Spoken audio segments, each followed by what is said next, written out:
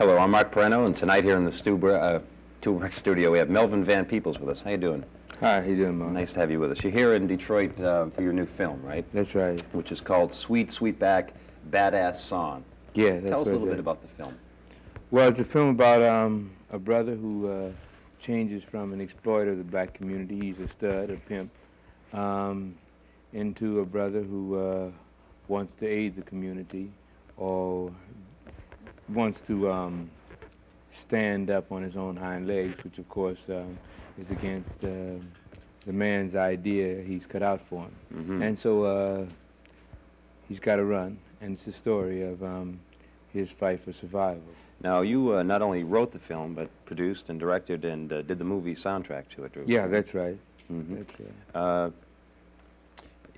The film is rated X.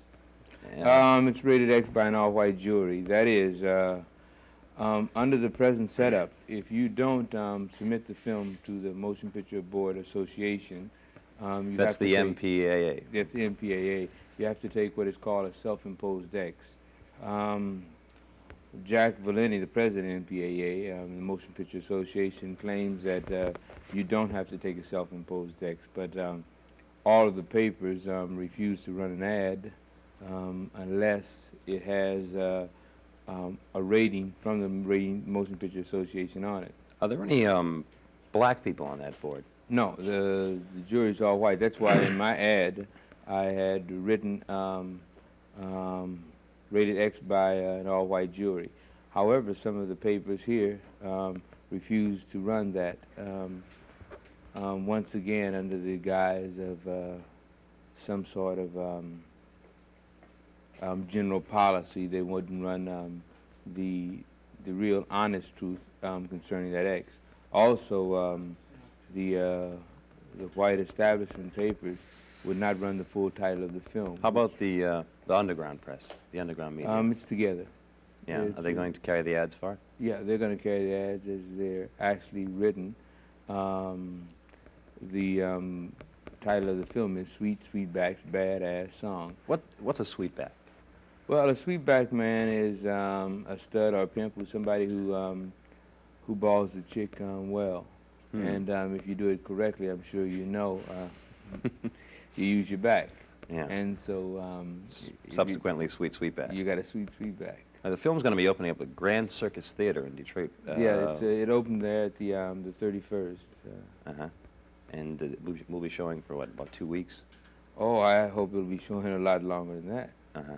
You had some connection with the film that recently went around, Watermelon Man. I directed Watermelon Man, and I composed the score. Godfrey Cambridge was in that film. In case you didn't see it, it was a film very briefly about a white man who was portrayed by Godfrey Cambridge, who in the beginning of the film is white through an excellent makeup job. And then later on, how does that transaction happen? He gets up one night to take a crap, and he discovers that he's turned black. Just that simple. Turned black, and that's right. And that's the dialogue of the film. I've heard white and black call that blackface in reverse. Probably so. Originally, the script called for, well, not the script, but the producers called for a white actor to play the role in blackface, and I nixed that. And that would have been blackface, obviously. That would have been blackface, and I wanted to play in whiteface. I thought that'd be a nice turn of the tables, personally. I guess it would. People might be familiar, if they're not moviegoers, with your records on A&M. You had 2 albums. One was called Burst Soul, which was a great tune off of that cult, which maybe a lot of people are familiar with. Lily Do to Jam Poogie. Yeah, every time I pull in her coattail. Right. That was a great tune. Right. Tell us about that. That fascinates me. The word Zampamboogie. Zampoogie? Zampoogie. Well, I made Zampoogie up as a word, and it was very, I wanted a word that sounded African and sounded together and so forth. And I didn't know if I'd been successful until I heard 2 people arguing what the Zampoogie was. One guy said, no, it's a river in Africa. And I thought it was a dance, or was supposed to be. Well, it's supposed to be a dance, yes. But this is people who didn't know the song, you see. Lily, the genesis of Lily is a chick I bought in the Gramercy Park Hotel. And, did you get any I first heard the song in Boston almost 2 years ago, and I heard it on the radio one Right. night, and it just flipped me out. I was just listening. What is that? You know, because that's the nature of that song. Did you have much problem with getting that airplay? It's the same syndrome as my fight with the MPAA. That is under the guise of obscenity, Censorship. censorship.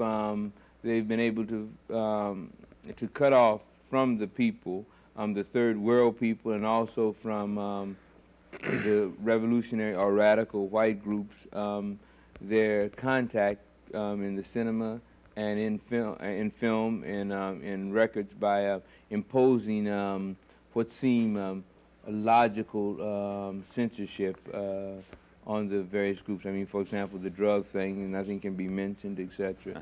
And it's very interesting how the tie-in with drugs and anti-war demonstrations are very closely allied, and how in the guise of one, a second political censorship, not only social censorship, is imposed.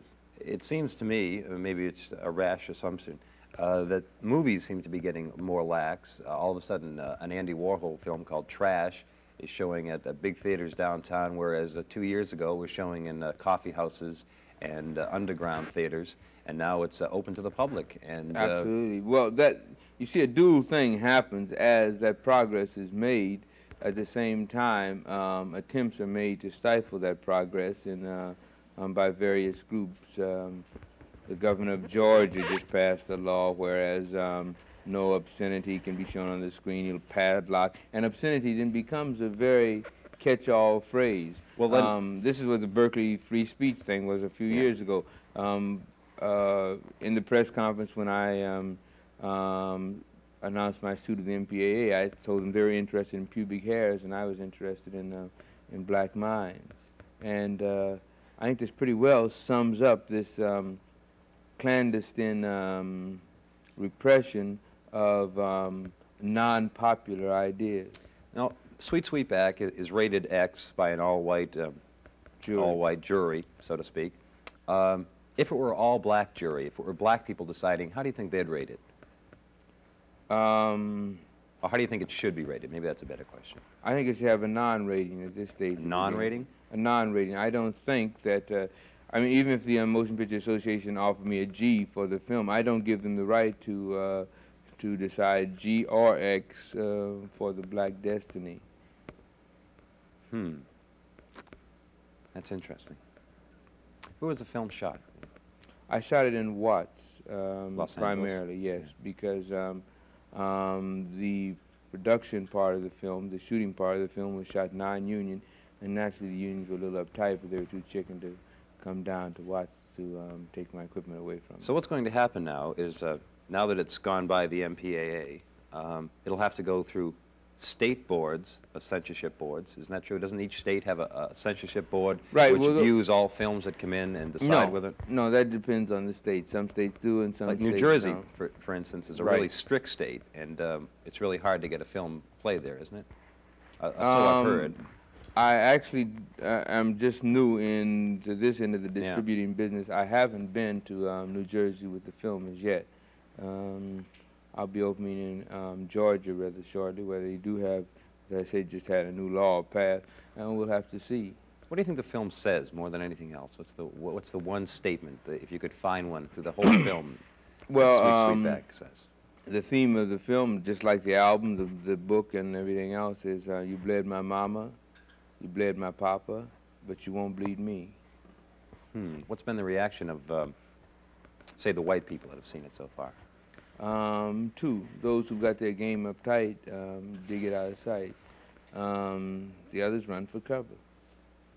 And the black people, what do they think?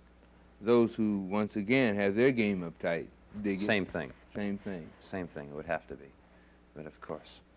Now, Well, the percentage, of course, of black people who have their game up tight is much larger simply by their conditioning, by their being up against it each and every day.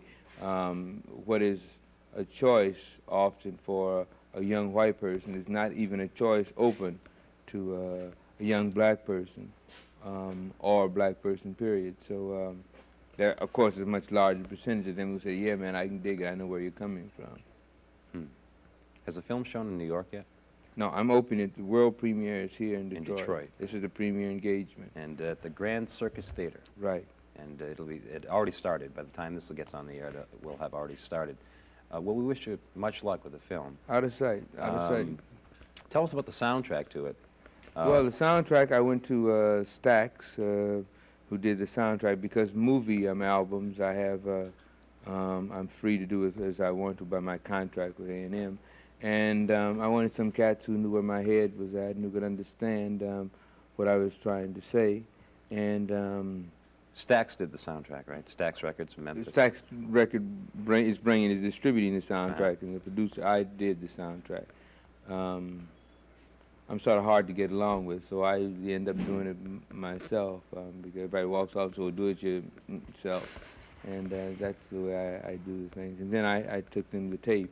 It's out of sight. Now, SweetBack actually is an opera. You have to listen to the soundtrack just as you would an opera. There are cuts. I didn't want to freak everybody out, so I didn't call it an opera, right. Yeah, it has a bad connotation since the right. who perpetrated Tommy, and then it was Jesus Christ Superstar, and the whole word is got out of context. Yeah. But it all relates. The soundtrack you have to listen to from side one, the first cut, to the last side. Well, you don't have to. It's more enriching. I mean, I do things at various levels. That is, if you listen to it cut by cut, and we just play a cut like the opening cut, SweetBack losing his cherry.